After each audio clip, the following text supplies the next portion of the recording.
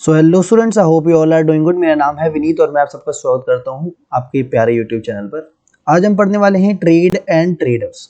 ठीक है, तो अभी पहले लेक्चर में हमने पढ़ा कि नॉर्दर्न पॉलिश्ड ब्लैकवेयर क्या होता है। ठीक है, अब ये जो पॉटरी थी, जो भी पॉटरी इसमें बनेगी वो ब्लैक कलर की होगी। इसमें बनते थे प्लेट्स, बाउल्स, ठीक है, जिनको जो कि हमें बहुत अलग अलग आर्कियोलॉजिकल साइट से मिले हैं, आपने देखे है ना। तो आप बताओ, मैं आपसे क्वेश्चन पूछता हूँ कि यहाँ पर क्यों पहुंचोगे और कैसे पहुंचोगे। ठीक है, तो ट्रेडर्स इसको लेके आते होंगे, है ना, from one place to another where they made and to sell them to other places.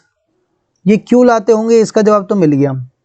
ठीक है, कि for purchase and cell.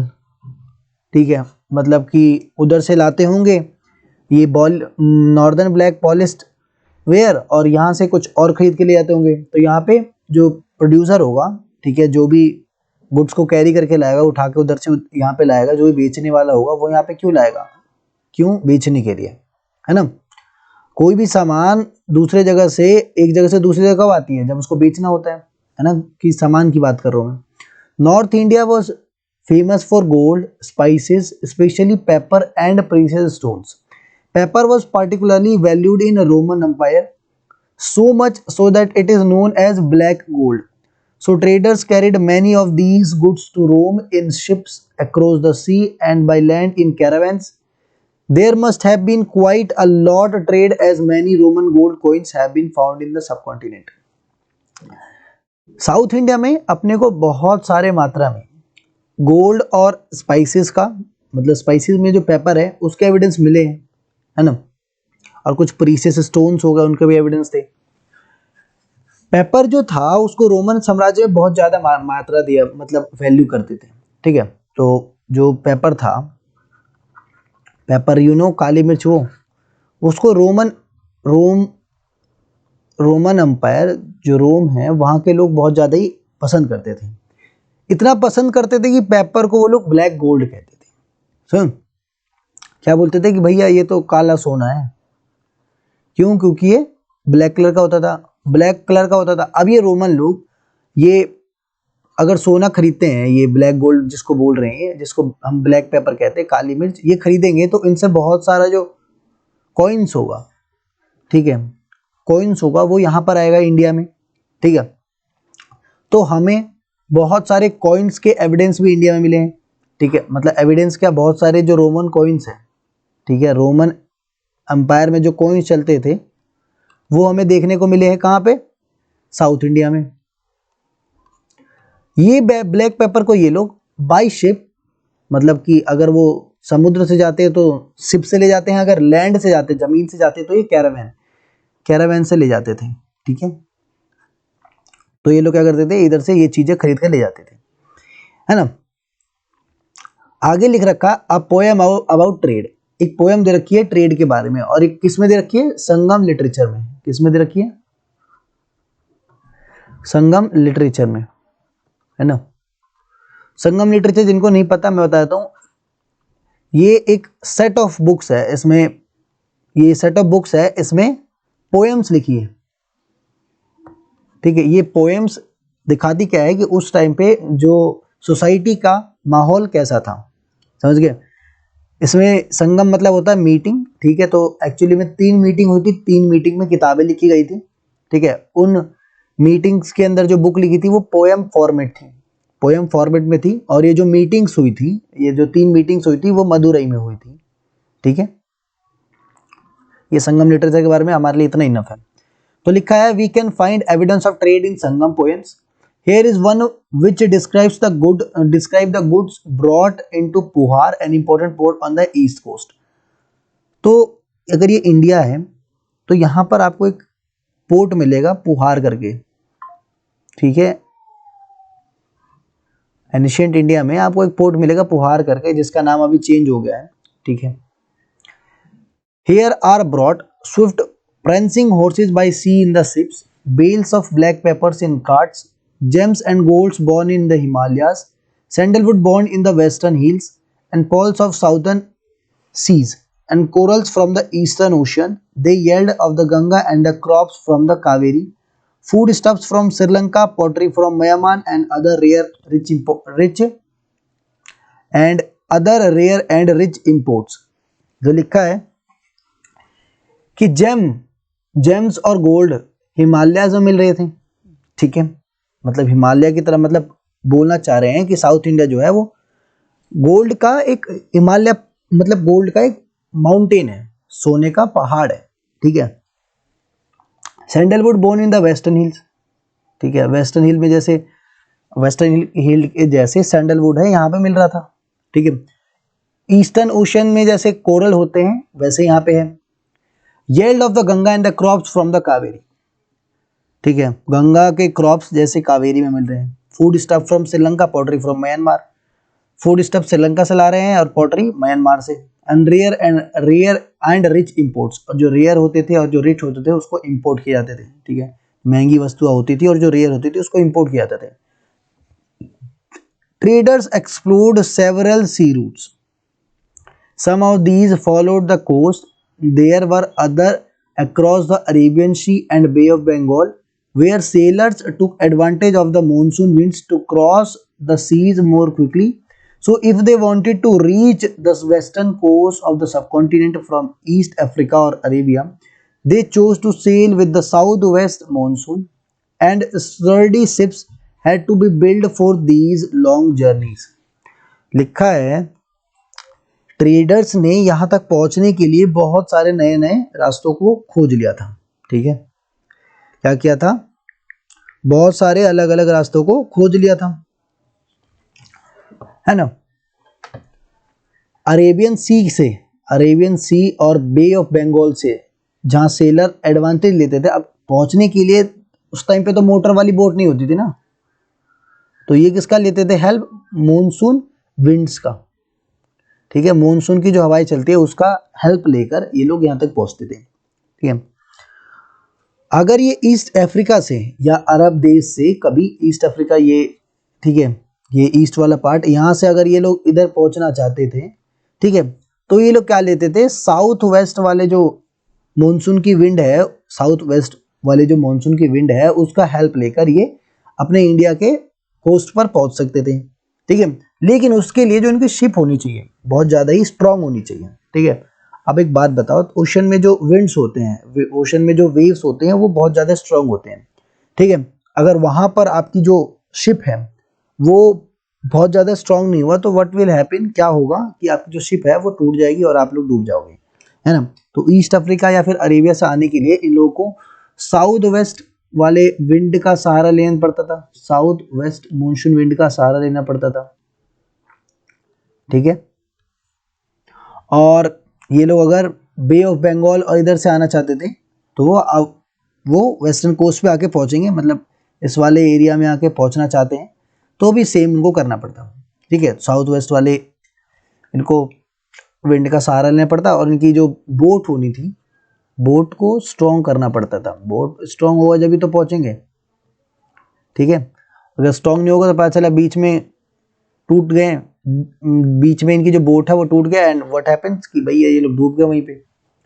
New kingdoms along the coast, the southern half of the subcontinent is marked by a long coast line and with hills, plateaus and river valleys. Among the river valleys that of the Kaveri is the most fertile. Chiefs, ठीक है, तो नए chiefs and kings who control the river valley and the coast became rich and powerful. Sangam points mention Muvindar. This is a Tamil word meaning three chiefs, used for the heads of three ruling families, Cholas, Cheras और Pandyas, who became powerful in the South India around 2300 years ago. तो लिखा गया है कि southern India में, जो south का सब कॉन्टिनेंट है, इंडिया के साउदर्न पार्ट में, है ना, जहाँ पर लॉन्ग डिस्टेंस, मतलब साउथ पार्ट में अगर तुम इस वाले पार्ट में भी देखो और ये इस वाले पास में देखो तो ये वेस्टर्न घाट और ये ईस्टर्न घाट्स हैं। यहाँ पर अपने को क्या मिलेगा, रिवर वैलीज मिलेंगी, प्लेट्यूज मिलेंगे, माउंटेन्स मिलेंगे, ठीक है। कावेरी डेल्टा जो आपको यहाँ मिलेगी, ठीक है, ये बहुत ज़्यादा ही फर्टाइल रिवर है, आपको पता है फर्टाइल रिवर है कावेरी। कावेरी के आसपास का जो भी लैंड होगा वो विल बी फर्टाइल। नदी के आसपास की जितनी ज़मीनें होती है वो उपजाऊ होती है ना। तो संगम पोएम बताता है, संगम लिटरेचर में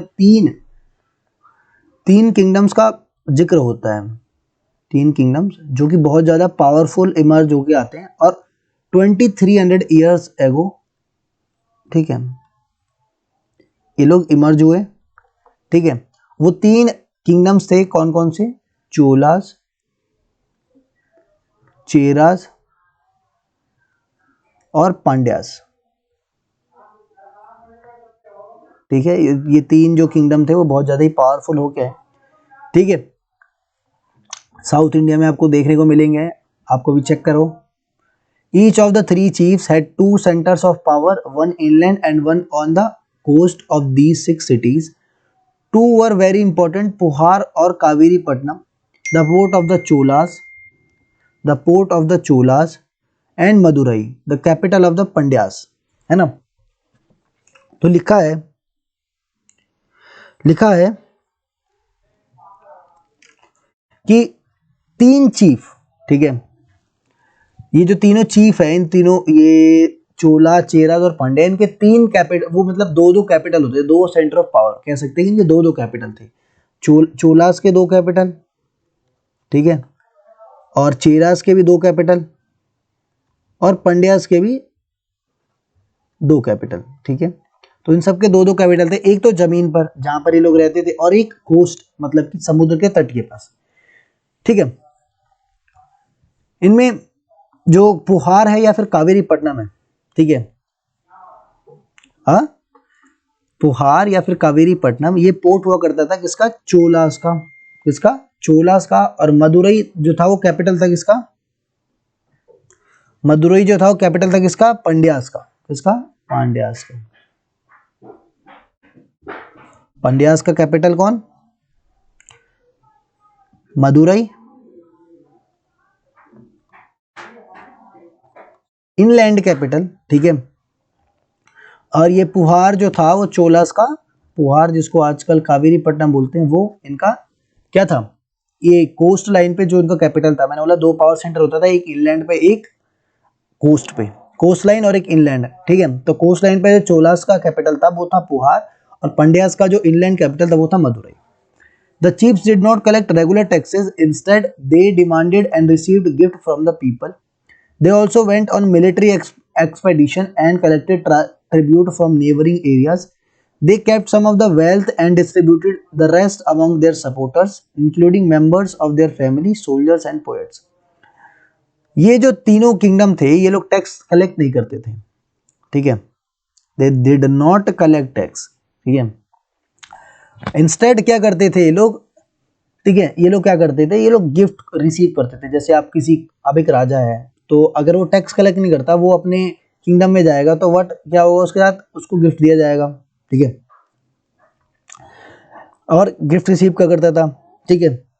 अब और जो भी ट्रिब्यूट होता था उसके नेबरिंग एरिया से, उसके नेबरिंग एरिया मतलब पड़ोस वाले एरिया में, वहां से आके ट्रिब्यूट मतलब जो लोगों की जो इच्छा होती थी वो उनको दे दिया करते थे, है ना। जो इसको रखना होता था वो रख लेता, बाकी वो क्या करता था, जो भी इसको गिफ्ट मिला है उसमें से जो इनको रखना होता था वो रख लेते थे, बाकी ये डिस्ट्रीब्यूट कर देते थे। Many poets whose composition are found in Sangam collection compose poems in praise of chiefs who often rewarded them with precious stones, gold, horses, elephants, chariots and fine cloth. तो आपको देखने को मिलेगा संगम लिटरेचर में इन ये जो किंगडम्स है, जितने भी ये किंग्स हैं, इनके तारीफ ही मिलेगी मोस्ट ऑफ। क्यों? क्योंकि जो भी कोर्ट पोएट होता था, अब आपको पता है कि पहले क्या होता था, अगर किसी भी पोएट को रिवॉर्ड चाहिए था राजा से, तो वो क्या करता था, राजा के लिए अच्छी अच्छी पोएम्स लिखता था, poems in praise of king, राजा की तारीफ में क्या करता था वो, है ना, राजा की तारीफ में पोएम्स लिखा करता था, ठीक है। उसके बदले में उसको स्टोन्स मिल जाता था, कभी प्रीशियस कीमती पत्थर दे दिया भैया, सोना दे दिया, कभी कभी राजा ने घोड़े दे दिए, एलिफेंट दे दिए, कैरियोट्स दे दिए, या फिर कभी कभी कपड़ा दे दिया। Around 200 years later, a dynasty known as the Satavahan dynasty became powerful in the Western India. The most important ruler of the Satavahan was the Gautamiputra Sri Satkarni. We know about him from an inscription composed on behalf of his mother, Gautami Balasri. He and our Satavahana rulers were known as the lords of the Dakshin Path, literally the route leading to the south, which was also used as the name of the entire southern region. He sent his army to the eastern, west and southern coast. तो around 200 साल बाद ही 200 साल बाद अगर ये India है तो इसके वेस्टर्न वाले ये वाले पार्ट में एक नया किंगडम इमर्ज हुआ जिसका नाम है सातवाहन डायनेस्टी। इससे पहले वाले लेक्चर में मैंने आपको बताया होगा ये गौतमीपुत्र सतकर्णी के बारे में, गौतमीपुत्र सतकर्णी, ठीक है। तो आप नहीं पता तो बता देता हूँ, ये गौतमी बालाश्री के बेटे हैं गौतमीपुत्र सतकर्णी, ठीक है। ये बहुत ज़्यादा ही एक इनका जो किंगडम था वो बहुत ज़्यादा ही पावरफुल किंगडम था, ठीक है। इन दैट टाइम जिस समय की बात हो रही है उस टाइम पे बहुत ज़्यादा पावरफुल किंगडम होता था, ठीक है। और ये पूरा, ठीक है, Satavahana rulers were known as the lords of the Dakshinapatha. ये दक्षिण पट के लॉर्ड्स माने जाते थे। अब दक्षिण पट क्या है, तो ये दो पथ थे, एक दक्षिण एक उत्तर पथ, एक दक्षिण पथ, ठीक है। तो एक साउदर्न पाथ था, एक नॉर्दर्न पाथ था, ठीक है,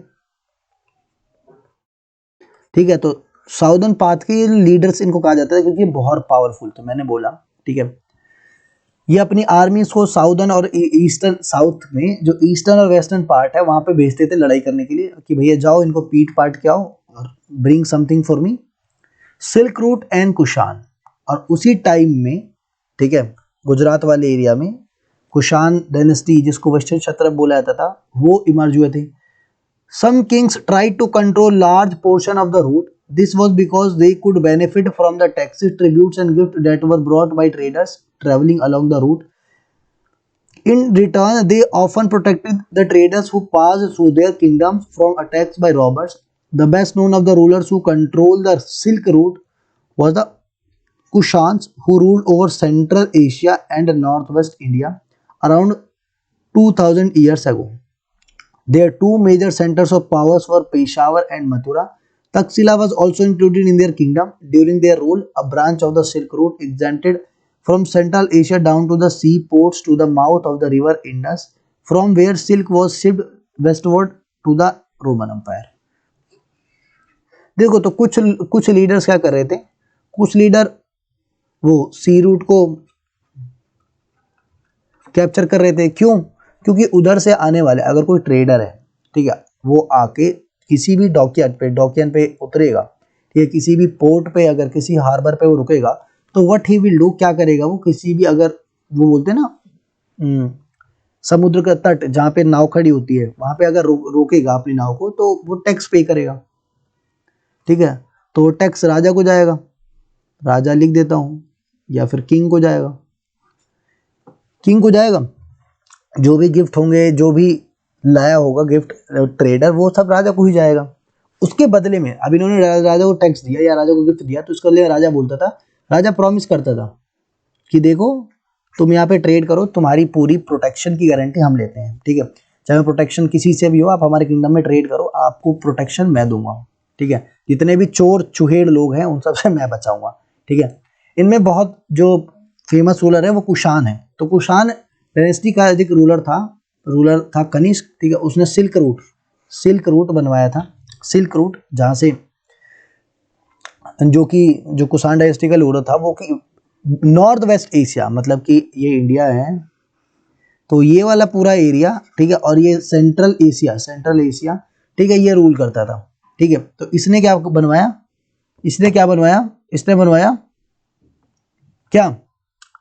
इसने बनवाया सिल्क रूट, ठीक है। अब सिल्क रूट के दौरान क्या हुआ, सिल्क रूट में ये क्या करता था, वो जो ट्रांसपोर्ट है, जितने भी सिल्क रूट था, ठीक है, यहां से वहां तक जो ट्रेड करता था सिल्क रूट का, ठीक है। और ये जो कुशान डायनेस्टी थे इसके दो सेंटर पावर थे, पावर ऑफ दो कैपिटल था, एक तो पेशावर में था, पुरुषपुर कहते हैं, और एक था मथुरा। इनका कंट्रोल तक्षशिला में भी था, तक्षशिला, ठीक है। आपको चीजें दिखेंगी, जब ये तक्षशिला आया तो इसने बहुत सारे वहाँ के टीचर्स को उठा के ले गया, ठीक है। यहाँ पे ये चैप्टर खत्म, ठीक है। आई होप तुम लोगों को चैप्टर पसंद आया होगा। अगर पसंद आया तो सब्सक्राइब कर देना, ठीक है, और लाइक कर देना, और बाकी जो करना है कर देना, ठीक है। मेरा काम है पढ़ाना। तब तक के लिए सही बच्चों को जय हिंद।